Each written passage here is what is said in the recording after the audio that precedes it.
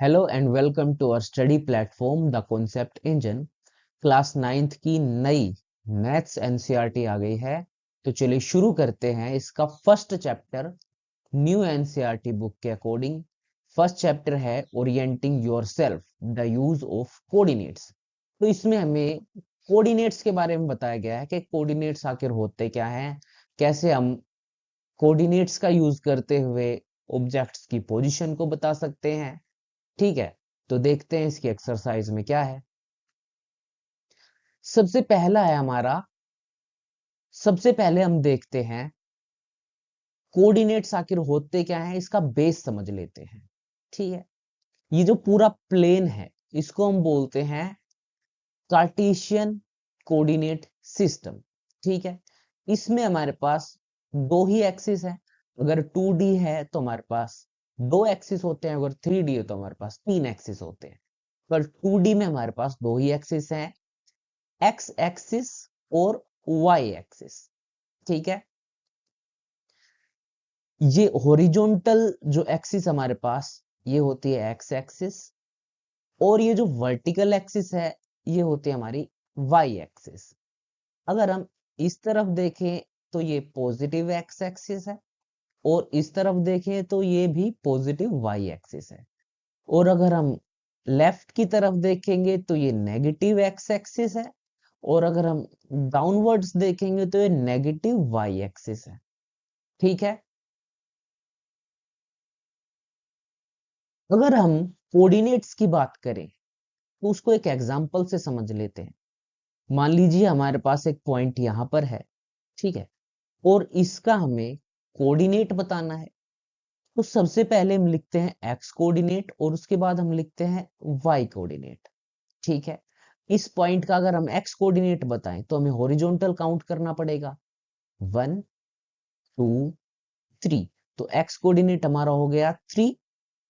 वहीं अब Y coordinate निकालने के लिए वर्टिकल काउंट करना पड़ेगा, 1 और 2। यहीं से हम काउंट कर सकते हैं 1 और 2। तो हमारा जो वाई कोऑर्डिनेट है वो है 2। तो ये इस पोजीशन का हमारा क्या निकल के आ गया, हमारा कोऑर्डिनेट निकल के आ गया। ठीक है, तो इस तरीके से हम किसी भी पार्टिकल की पोजीशन बता सकते हैं। एक और अगर हम एग्जांपल ले, हमें अगर यहां पर एग्जांपल ले ले, ये पॉइंट अगर हम देखें तो अगर हम काउंट करें, इसका अगर हम काउंट करें तो 1 2 3 4, 4 है, प्लस का 4 अगर ये इधर हम जाएंगे, नीचे हम जाएंगे तो 1 2, ये -2 हमारा कोऑर्डिनेट आ गया। ठीक है, तो इस तरीके से हम किसी भी पॉइंट के किसी भी पार्टिकल के कोऑर्डिनेट्स निकाल सकते हैं। ठीक है, अच्छा, इसके बाद अगर हम देखें तो ये हमारा फर्स्ट क्वाड्रेंट है, ये हमारा सेकंड क्वाड्रेंट है, ये हमारा थर्ड क्वाड्रेंट है, और ये हमारा फोर्थ क्वाड्रेंट है। ठीक है, फर्स्ट क्वाड्रेंट में अगर हम बात करें तो एक्स और वाई दोनों ही पॉजिटिव होते हैं। सेकंड क्वाड्रेंट की अगर हम बात करें तो एक्स जो नेगेटिव रहता है और वाई पॉजिटिव रहता है। थर्ड क्वाड्रेंट में दोनों ही एक्स और वाई नेगेटिव रहते हैं, और फोर्थ क्वाड्रेंट में एक्स पॉजिटिव रहता है और वाई नेगेटिव रहता है।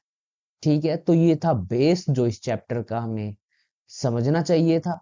ठीक है, आगे देखते हैं इस चैप्टर में एक्सरसाइज क्या गिवन है। चलिए शुरू करते हैं अपनी एक्सरसाइज 1.1।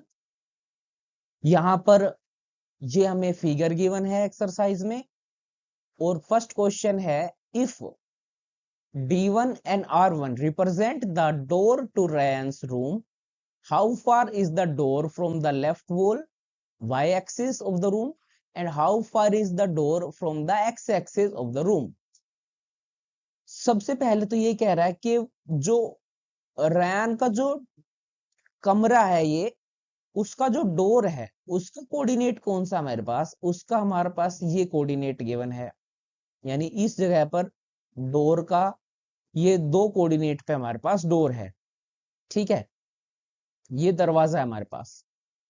अब वो ये पूछ रहा है कि वाई एक्सिस से या फिर इस वॉल से, इस वाली वॉल से ये डोर कितनी दूर है, ठीक है। तो वाई एक्सिस से ये डोर हमें कितनी दूर पड़ेगा, तो हम यहां से देखते हैं, यहां से काउंट करो, 1 2 3 4 5 6 7 8, 8 यूनिट्स की दूरी पर है, ठीक है। तो यहां हम लिख देंगे 8 यूनिट्स, ठीक है। अब वो ये पूछ रहा है कि एक्स एक्सिस से कितनी दूर है। अब एक्स एक्सिस तो यही है हमारे पास, यही हमारे पास एक्स एक्सिस है, ठीक है। अब एक्स एक्सिस से दूर से कुछ गया ही नहीं, तो इसका मतलब ये हमारे पास क्या है, 0 यूनिट्स हो जाएगा, ठीक है। समझ में आया। एक्स एक्सिस पर अगर कोई पॉइंट है तो उसमें क्या है, तो उसमें क्या होता है हमारे पास,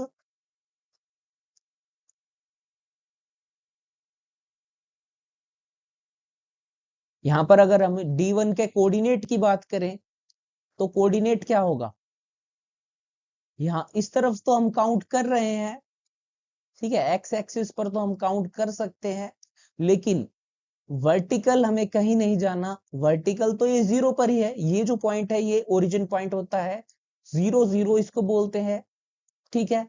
तो अगर हम कोऑर्डिनेट की बात करें तो इसका जो एक्स कोऑर्डिनेट है वो तो हमारा क्या हो जाएगा 8, और जो वाई कोऑर्डिनेट है वो 0 ही रहेगा, क्योंकि ये तो 0 पर ही है, ऊपर जा ही नहीं रहा, तो यहां पर ये 0, तो हमारा ये D1 का कोऑर्डिनेट भी आ गया, ठीक है।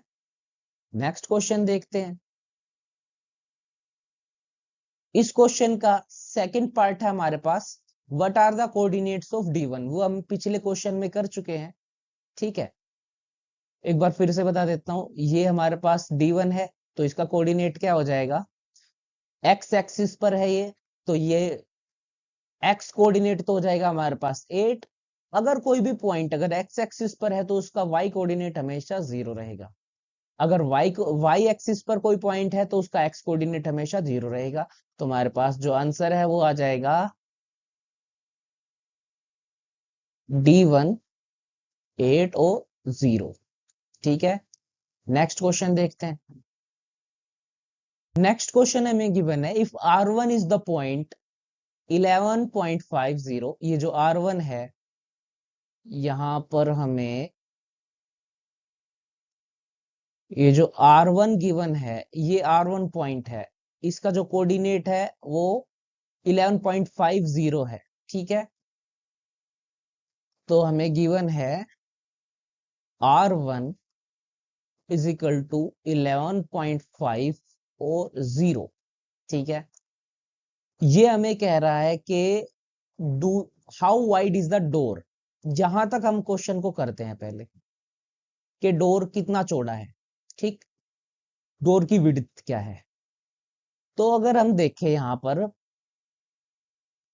देखिए यहां से लेकर यहां तक डोर है, अगर आप इस ग्राफ में देखें तो 1 unit, 2 unit and 3 unit and half this, ठीक है, 8 से लेकर 11.5 तक कितनी यूनिट्स हो जाती हैं, ठीक है। तो ये हमारा हो जाएगा, अगर हम इसको करें तो जो डी का कोऑर्डिनेट है वो क्या है, ये है, और यहां से यहां तक ये हमारा हो जाता है, यहां से यहां तक ये हमारा हो जाता है 3.5 यूनिट्स, ठीक है।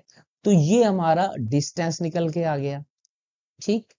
तो आप इसको रिप्रेजेंट कर सकते हैं कुछ इस तरह से, D1 का कोऑर्डिनेट लिख सकते हैं, D1 का कोऑर्डिनेट है कितना है,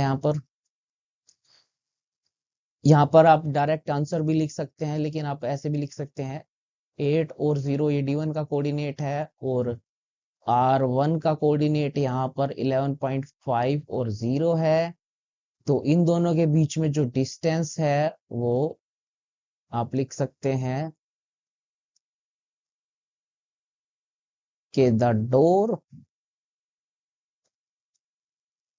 इज 3.5 यूनिट्स वाइड।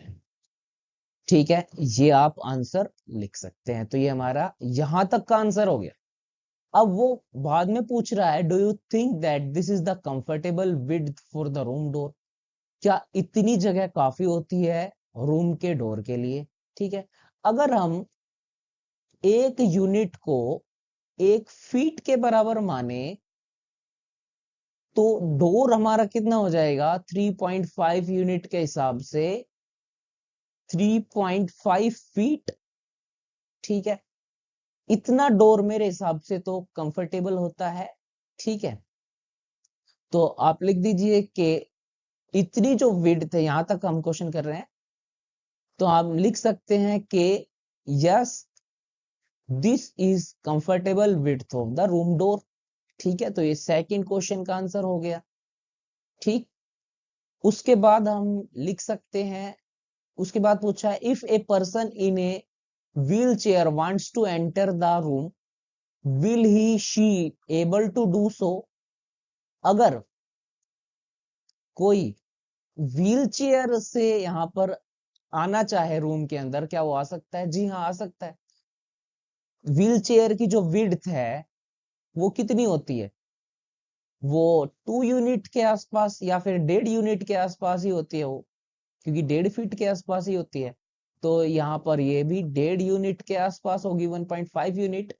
ठीक है, तो वो आराम से कंफर्टेबली व्हील चेयर भी जो है वो कंफर्टेबल यहाँ पर कंफर्टेबली एंटर हो जाएगी रूम के अंदर। ठीक है, आगे देखते हैं नेक्स्ट क्वेश्चन। नेक्स्ट क्वेश्चन है हमारा B1 and B2 represent the ends of the bathroom door. Is the bathroom door is narrower or the wider than the room door? तो हमें ये बताना है। सबसे पहले तो ये देखिए कि ये तो डोर है हमारा रूम का और ये डोर है हमारा बाथरूम का। ठीक है, यहां पर तो ये कितनी यूनिट्स का है? यहाँ पर अगर हम इसको देखें तो 1 यूनिट, 2 यूनिट और 2.5 यूनिट, तो ये हमारे पास 2.5 यूनिट का है। ठीक है, वहीं अगर हम इस डोर को देखें तो इस डोर का हमने पिछले क्वेश्चन में किया था, ये हमारे पास 3.5 यूनिट्स का है। तो हमारे पास वाइडर को डोर कौन सा है? ये रूम वाला जो डोर है वो वाइडर डोर है। ठीक है,